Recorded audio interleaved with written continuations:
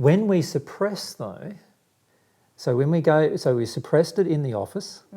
We didn't sit in the car and have a cry. We got home. We didn't have a cry when we got home. We suppressed that. We have our drink. That helps suppress even further. Then we have troubled nights, sleep, all sorts of things, all sorts of other pain occurs as a result of this suppression. With the addition that anything that happens at home that we could have otherwise enjoyed, we will not be able to enjoy. So, for example, if our husband comes home all amorous and wants to make love, we won't be able to do that either. Right? Or if we do, we won't won't be really having pleasure, we won't be in it. Yeah. If our children come home and we want to hear the joy of their day, we won't be able to actually connect with the joy of their day either. Because there's all these other aspects of our life that are getting shut down because we've chosen to shut down this particular part of our soul. And that's like a microcosm of really what you're saying happens on a lifetime scale. Yes.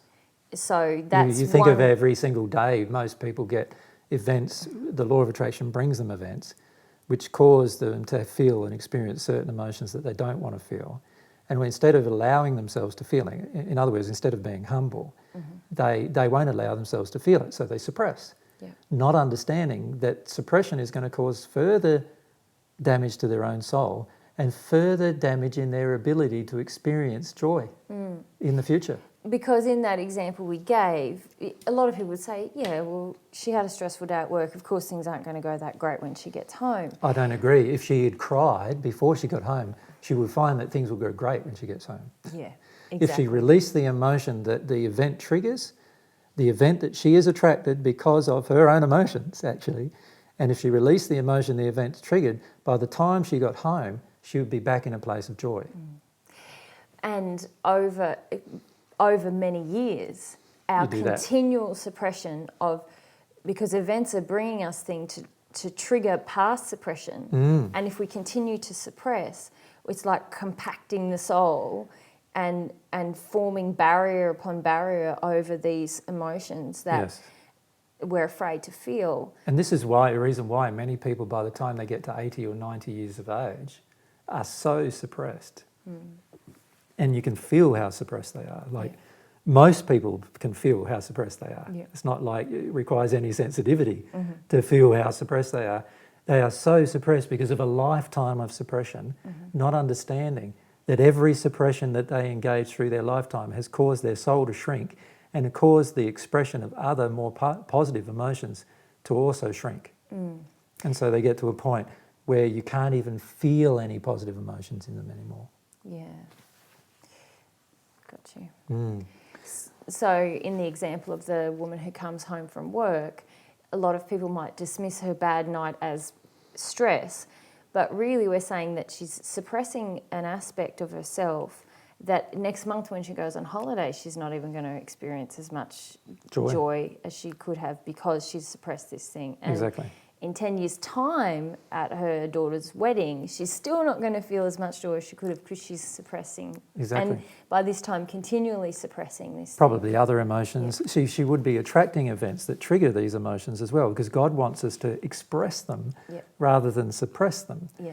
So because over this period of time now, she will have attracted a long series of events to trigger these particular same emotions. Yeah. Through her soul's condition, attracting through the law of attraction these events, she was suppressing every one of them, not realising that not only is she suppressing the experience of the particular event, but now she's adding further damage to the soul in the sense that she's suppressing other aspects of joy, other aspects of pleasure inside of the soul, which now also will need to be exposed through negative attractions. Yeah. So you're creating a minefield for your own soul when you suppress one emotion.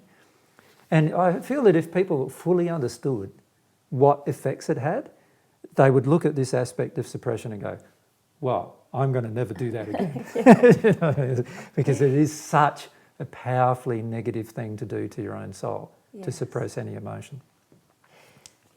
And if we put that then from the opposite perspective, say 5 years ago when we met, I feel like I'd been suppressing a lot of emotion for a long time. And a lot of us are, as adults. We're just seeking pleasure, suppressing everything negative. And using alcohol, drugs, all sorts of external stimuli. Lots of or external depressants. things. And distractions. And distractions. Yeah.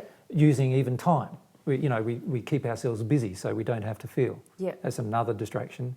And so by the end, we hardly feel anything. And a lot of people reach middle age and go, nothing feels very good anymore. Exactly, this is why.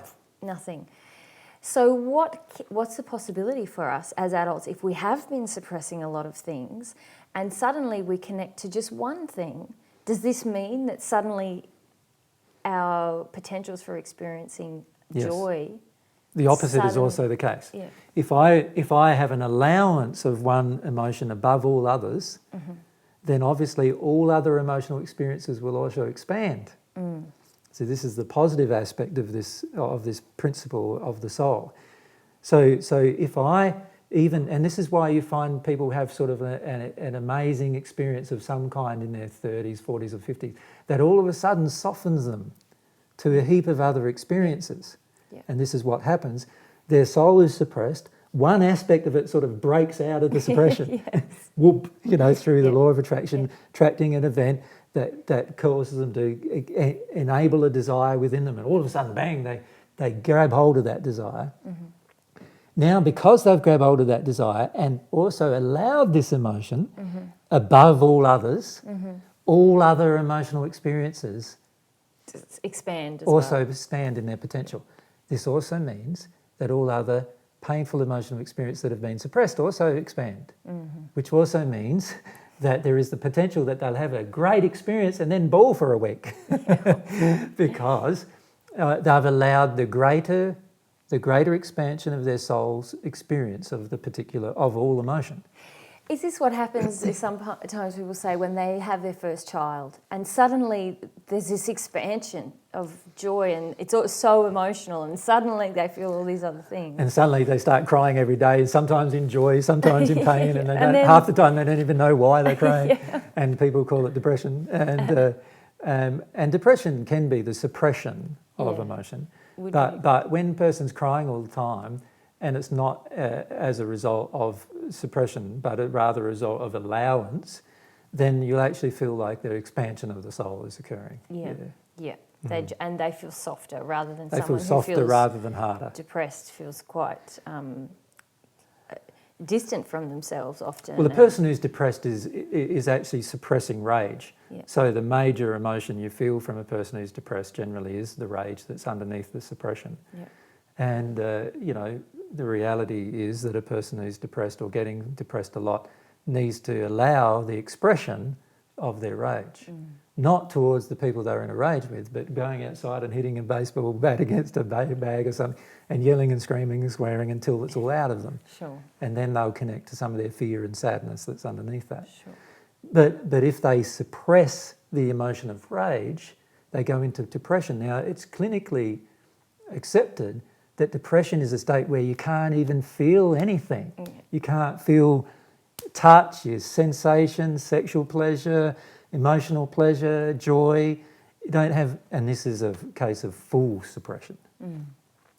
But oftentimes the depression is limited to just one or two emotions that have been attempted to suppress. And if people can access that, then suddenly... Then all the other aspects of their soul will grow. The depression is and the gone. depression will go. And that's another thing they don't understand, that this principle of suppression, not understanding it, is the major cause of depression on the planet.